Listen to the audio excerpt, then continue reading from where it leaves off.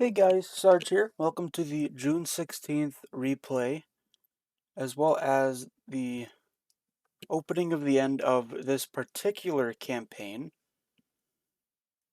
After the events of this turn, as well as the kind of foregoings of the entire campaign, me and Invictus and I both had a discussion to actually end this series, and we're going to be starting a Scenario 2 game. We both will be playing the same nation. Not the same nation, though. We're both gonna be playing the same countries. He's gonna do a lot better on his end with the industry in China and protecting his carriers, and I'm gonna do a lot better in my Philippines campaign, do a lot better with my carriers. And with us both just understanding this game better, it is going to be a much better game, as well as just the skill level will be increased, because we've both made terrible early game mistakes that couldn't exactly be remedied. It sucks in a way because we have spent so much time on it, my misguided friends. though This we is would your much number rather one have enemy, Orphan Anne from Radio Tokyo, with another the blow to time, your we morale would much rather and it be some music to console you. ending now Today, than the in Imperial 6 more government months. announced that the Imperial Navy has We've achieved always another had great an agreement victory near that we are going to Midway, end this with the sinking series, of 2 carriers, a or battleship, not end this series, but and we were numerous going to cruisers and play a destroyers. second game after we were both more experienced. This isn't him surrendering, this isn't me surrendering. It's a mutual agreement to end this and start a Scenario 2 game. And I make this episode now because I've just received my turn to do for the Scenario 2 opening turn. It may take me a day or two to get done on that turn, but I expect the game to be a lot more competitive. I'll be a lot more careful with my assets in some facets than others. I know how to get away with things. I'm not going to lose the Enterprise because it has 30 flotation damage, and I decided I was going to park it at an island along with an AR. That's not going to happen. He's not going to let me get 1100 AV in Singapore with level 5 fort either. And I'm not going to make the same mistakes in Philippines that I did that made him take the Philippines in less than 2 months, really. So it's going to be a much better game, in my opinion. We both know what needs to get done faster. I need to bring troops out in convoys in more of a piecemeal fashion than doing one large convoy that can easily be intercepted. And he needs to find a way to not let me control China as I've been doing. And also as well in China, I know what I'm doing better in terms of strategy there. So I'll be able to delay him even more than I already have. He does need to rush a Burma campaign before I can bring troops to stop him. He went way late into Burma, which led to that multiple months long stalemate there. He's been pretty indecisive. I have been holding a few divisions up at Bandoang, which has been nice, but that hasn't, with the amount of troops that he has, it's not going to really stop it. Not going to really stop him.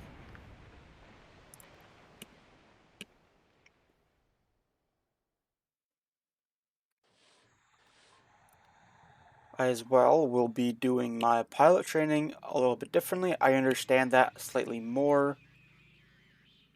Carriers, I'm not gonna be.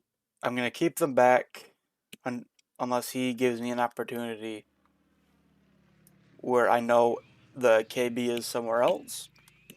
I will not be doing the same strategies because he knows what I've done, and it would just be really,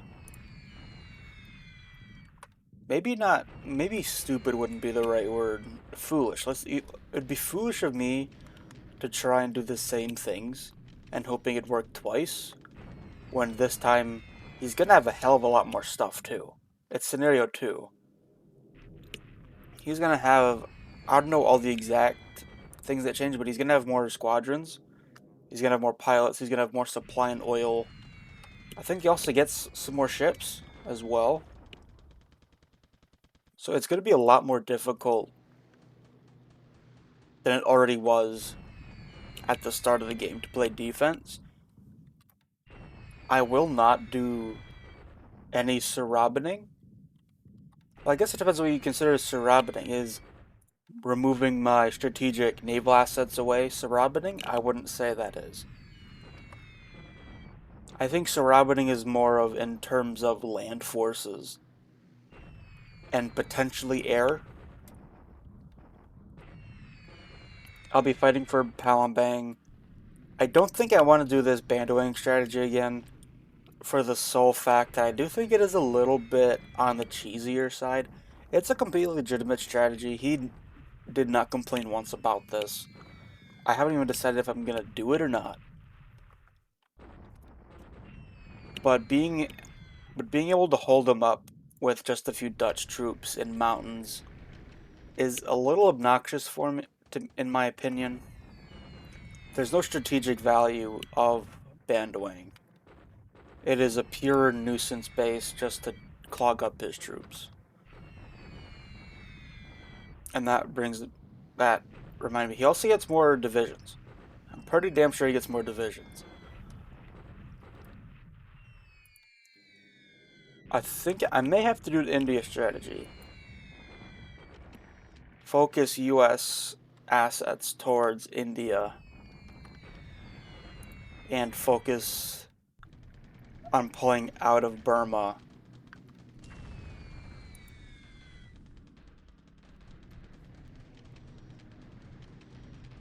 We have also agreed on a set of rules.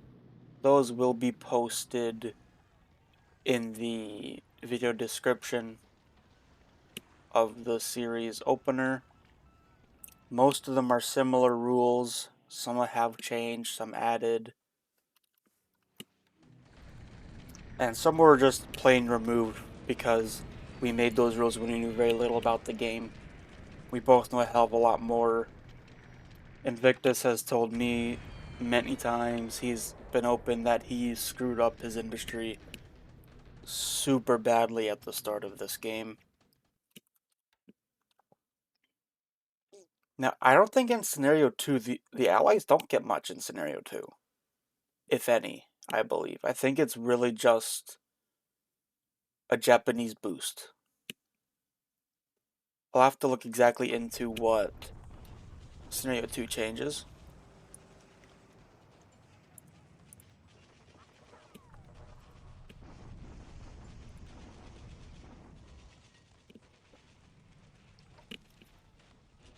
And it'll also revitalize this game on the channel because it has been quite boring. A few spurts here and there right now, but then when neither of us have carriers, it can't be that exciting.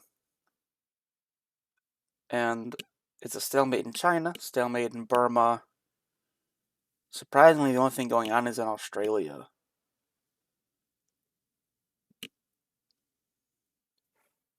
And he told me he had just landed 7 tank regiments at Broome as well. So I also don't know what he's going to be doing either, because he could very well rush Port Moresby and Noumea. I don't know what he's going to do. I think that's part of the fun here. He could easily rush Port Moresby. I'd love to keep Port Moresby, but depending on what he does, I may not just simply be able to. A lot is dependent on what he does. I know for a fact I'll be putting troops on Midway, Johnston, and Palmyra as just. I'll be doing mostly the same strategy, except I need to get more troops to Midway 100% pretty soon off the bat. Up here, I just never seem to get a bead on his cargo ships as well. I don't think ADAC will work this time. He did tell me he knew that base was there. So probably either pull back to Dutch Harbor or just don't mess in the Aleutians.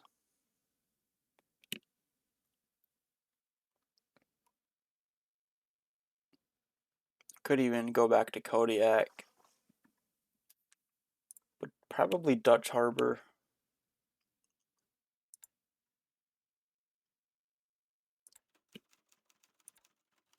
Our top ace for this campaign, I believe, was 9. Yeah, 2 9-kill guys, both U.S. servicemen. Had 3 8s, a bunch of 7s.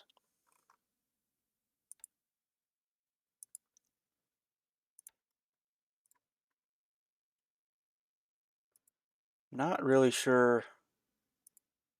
entirely sure what. I'm gonna have to look over what the assets I get at the beginning are again. See where I want to go with that. The only land troops I can move on turn 1 is in China, because that was already a active conflict. I won't be able to move much in the DEI area though. On that note, I'm excited for the new series. It sucks to see this one go, as this has kind of been the flagship series on my channel, but I 100% believe it's for the better that we go to a scenario 2 game where we are both more experienced and have more assets to play with.